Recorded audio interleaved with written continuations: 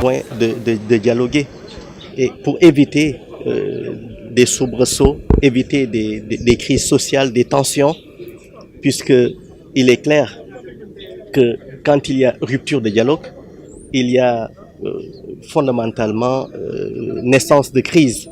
Alors il faut prévenir à cela et pour qu'il y ait cet apaisement, il faut aller toujours vers un dialogue permanent.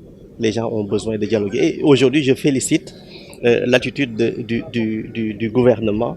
Le président de la République a initié ce dialogue pour permettre à chacun des acteurs politiques, des acteurs non politiques aussi, de penser un nouveau Sénégal, un Sénégal émergent, un Sénégal où les populations vont s'épanouir.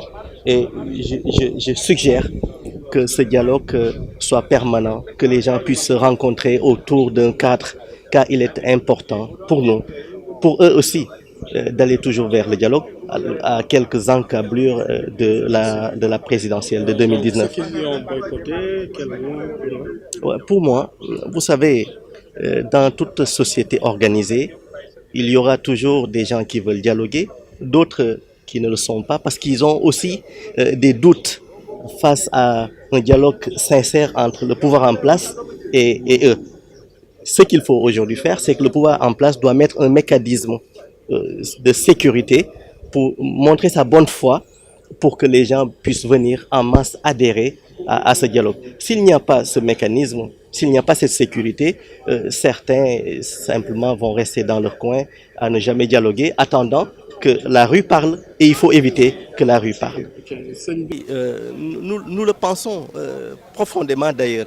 C'est la raison pour laquelle nous sommes venus aujourd'hui écouter et nous avons entendu un grand discours venant du ministre de l'Intérieur, M. Ali Ngouille, qui aujourd'hui